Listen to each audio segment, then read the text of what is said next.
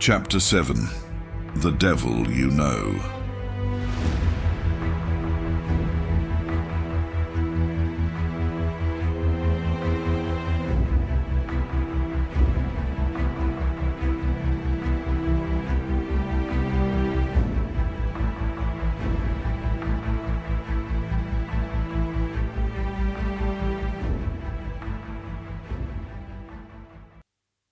We all need to talk about something important.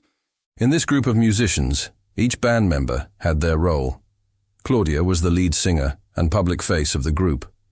She was the iconic heart and soul of the band, who everyone knew and loved.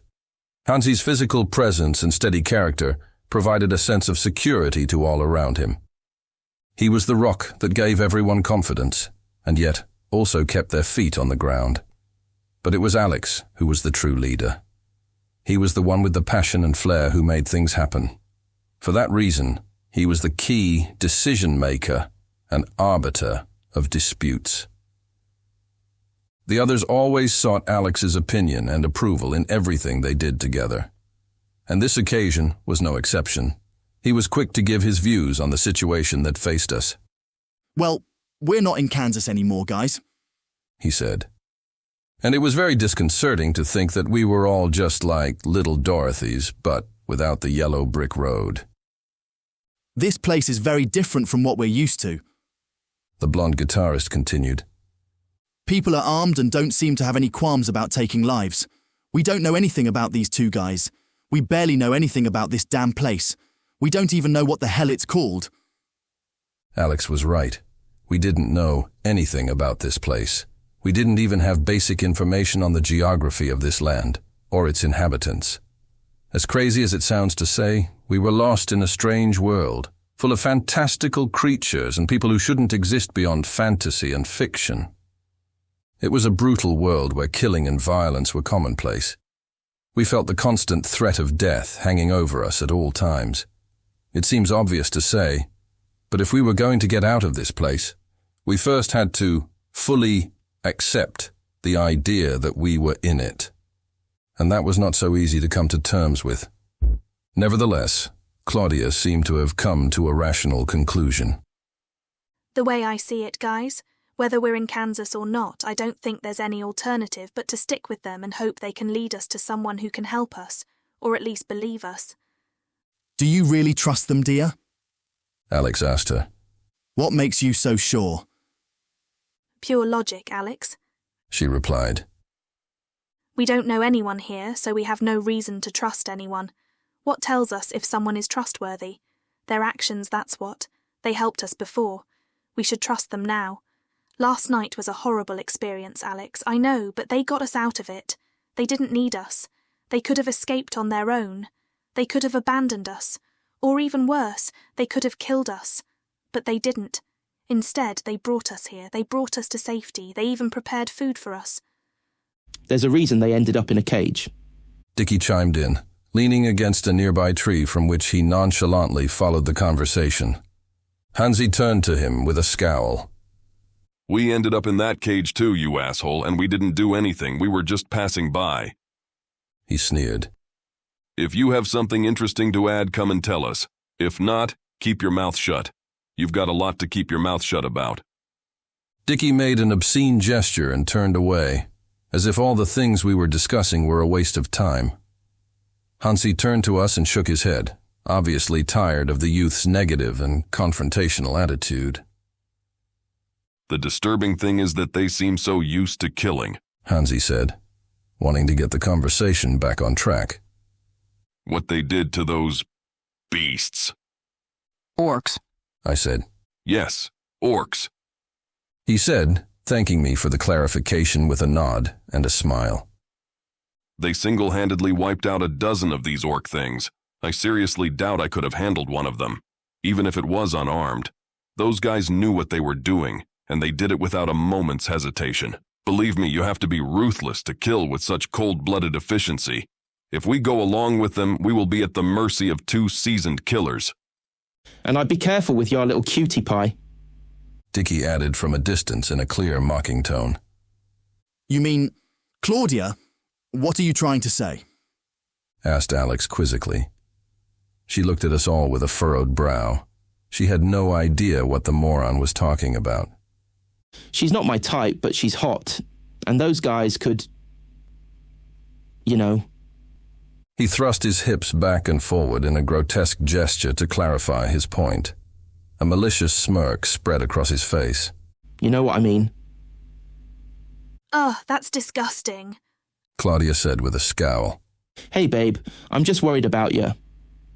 He smirked again, feigning indignation at her reaction. For your information, dickhead, not all men think with their crotches just because you do, said Claudia. The truth is that neither Alex nor Hansi thought that Dickie's remarks were unfounded. True, he could have been less explicit, but that didn't make him any less right. Claudia could attract unwanted attention, they thought. If these two guys could tear a group of armed orcs to pieces, there was little to stop them doing whatever they wanted with Claudia. She read the expressions on their faces. Are you two idiots, or has this moron's stupidity started to infect you too? She asked indignantly. Do you really think we'd be here if those two guys wanted to get rid of us? Do you think if they'd wanted anything to do with me, they wouldn't have done it already? You men. You're all the same. I really get irritated by this kind of thing. You all end up talking the same nonsense sooner or later. Why do you doubt them? What can happen to us? That they'll get tired of us and decide to slit our throats? Please, are we better off wandering around here all alone? The rest of us looked at each other as she spoke. They're all we've got. They're the only thing keeping us alive in this place. But you want to get all patriarchal and protective. Oh, watch out. Don't let them touch the girl. You fools. We've got to hold on to them as tight as possible and never let go. It's our only chance. They are our best option. And frankly, I'd gladly spread my legs for them if it would guarantee us a way out of here. But that will be my decision, and mine alone. Do you understand? What the hell are you thinking? A movement behind us interrupted the conversation. We waited with cautious anticipation as something made its way through the trees towards us, causing the branches and leaves to rustle as they were moved out the way. We all assumed that it would be the two enigmatic strangers who had been the object of our discourse. And so it was. We couldn't believe that it was the same two men who we had found in the cage.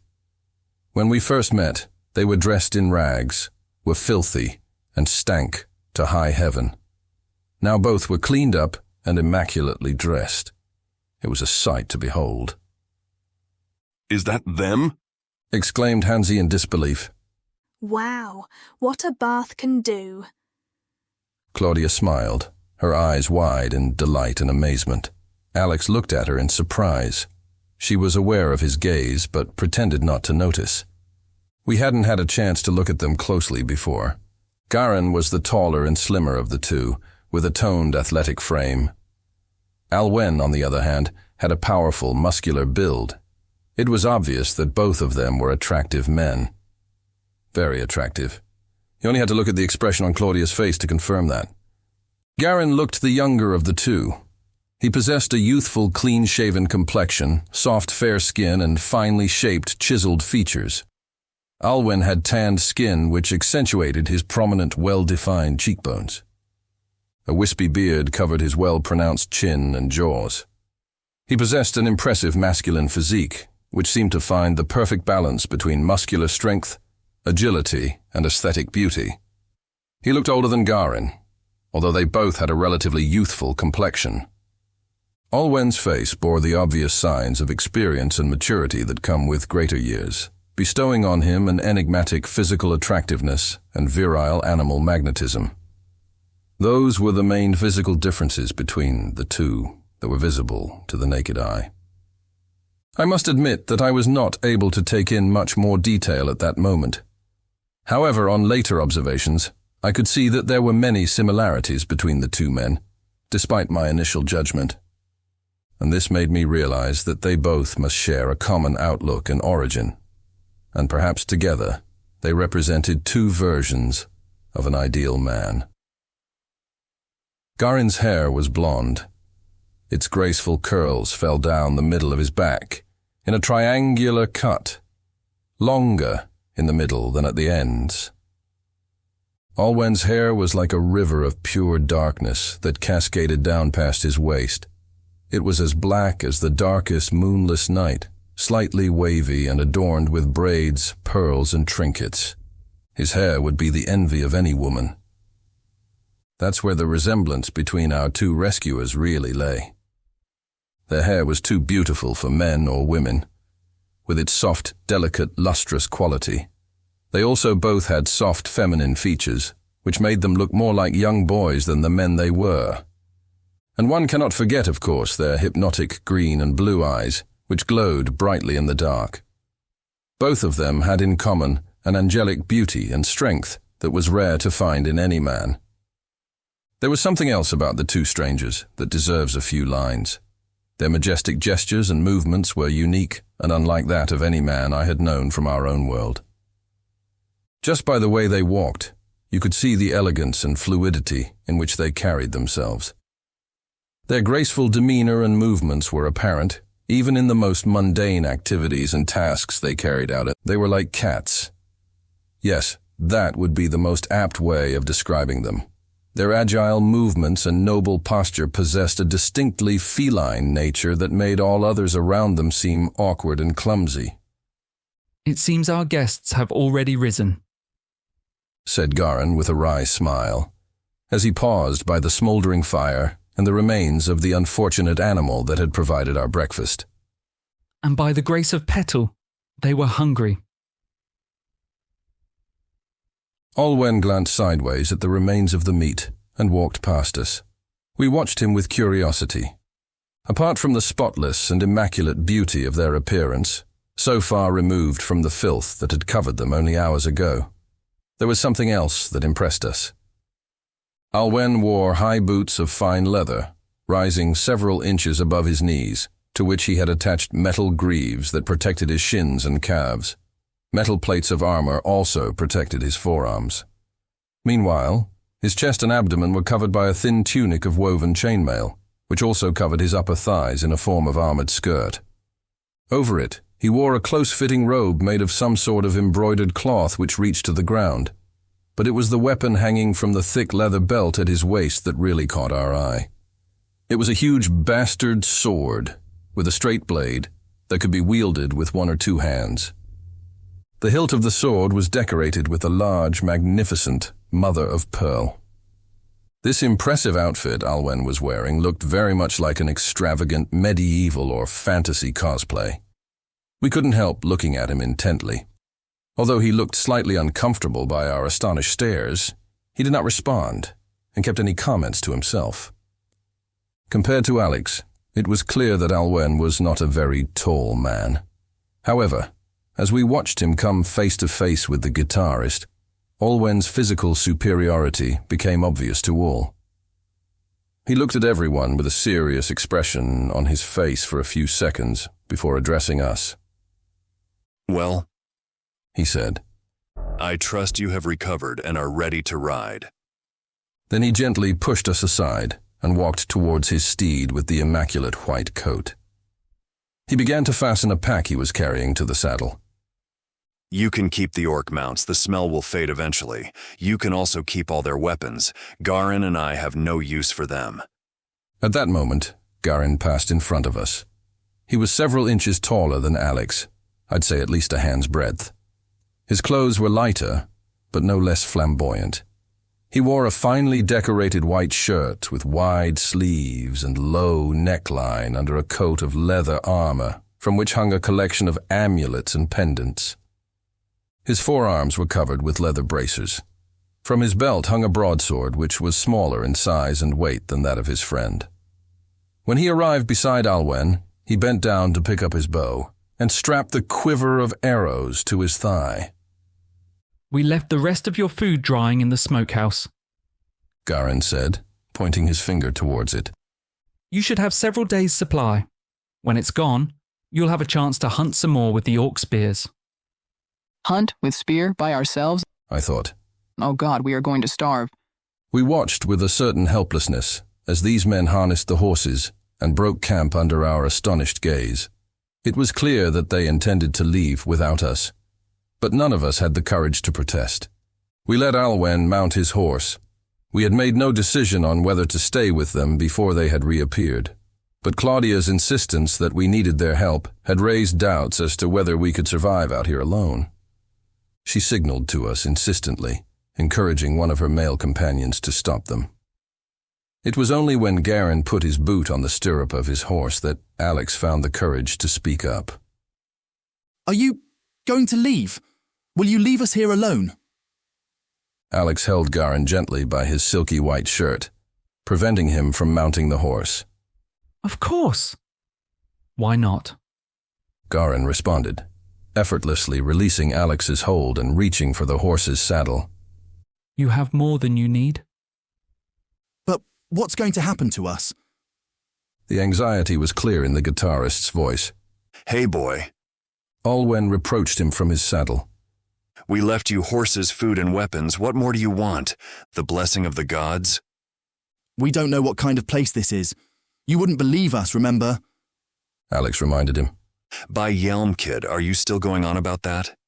Alwen looked at him with irritation, while his companion tugged at the reins and set his horse in motion.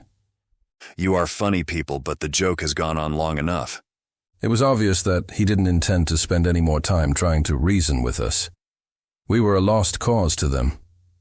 Garin signaled to Alwen that they should move out. They were leaving us. Claudia stood for a few moments in thought, staring at the two riders as they rode away. Now would be a good time to spread your legs, Princess. Dickie smirked, his voice charged with sarcasm. Claudia turned to him with a look of anger on her face. Then she turned back to the two riders who were trotting away. She called out in a shrill, desperate voice, pleading with them to return. But they did not show any signs they had heard her, and continued on their way. Then, without a second thought, she bent down to the ground and picked up a stone. She threw it forcefully at the two riders, and it bounced harmlessly off Alwen's broad, armored back. He grunted at the impact, more in surprise than in pain. Then he turned in his saddle and swung the horses sharply towards us. Alwen galloped forward, halting his mount just in front of our location. The horse lifted its legs above us and snorted aggressively. We ducked and scattered, fearful that he intended to crush us with the horse's hooves. His face was a mask of unbridled fury as he glared at Claudia and swung his horse towards her. She held her ground, standing defiantly in front of him, despite the obvious fear in her eyes. Strangely, this seemed to appease him. He calmed down and forced his mount to lower its legs to the ground. We told you the truth, she said in a defiant but quivering voice. You don't have to believe us if you don't want to. I'm not asking you to believe us. I'm asking for help. The help you promised if we asked for it. Get me out of here, you said, and I'll help you in any way I can. Remember, you wouldn't have gotten out of that cage without us, without the knife. Alwen's face twisted into a grimace of incredulous fascination. You've got some nerve coming up with that, the long-haired rider said flatly. Who killed the orcs? Who drove the wagon out of the wasteland and brought you to safety? Who hunted and dried the food, gathered the fruit, lit the fire? By the forgotten gods, while we did it. Not even the patriarchs get such treatment from a stranger on the road. Our debt is paid in full, young lady. As you wish, she said dryly, without giving in to despair. But you only managed to do all these things after you got out of the cage, and you only got out because of this idiot's knife. She pointed to Dickie, who frowned unhappily at the unwanted attention. So, technically, it was us who saved you. Technically? Alwen repeated, trying not to smirk at the irony of the ridiculous situation. You are more devious than an Aros imposter. Please let us come with you, she pleaded. At least until we find someone who can help us or who will believe us. That won't be easy, Alwen retorted. Not even a newborn child would be so naive as to believe such foolishness. I know you won't leave us here, Alwen, she stated with unusual certainty, looking straight into his eyes. What makes you so sure, girl? Claudia fixed her eyes deep into his. Trapped by her unwavering and penetrating gaze, Alwyn heard her speak to him in a voice that did not sound like her own. She spoke words that Alwyn had heard from someone else's mouth a long time ago. Those words brought back tragic memories and regrets from the past. Words which he could not forget or ignore. If you value your word at all, you will keep what you have promised. Your eyes tell me you have never broken such a promise. Garin tried to cover the smile that suddenly spread across his face. Despite Alwyn's momentary silence, Garin knew him well.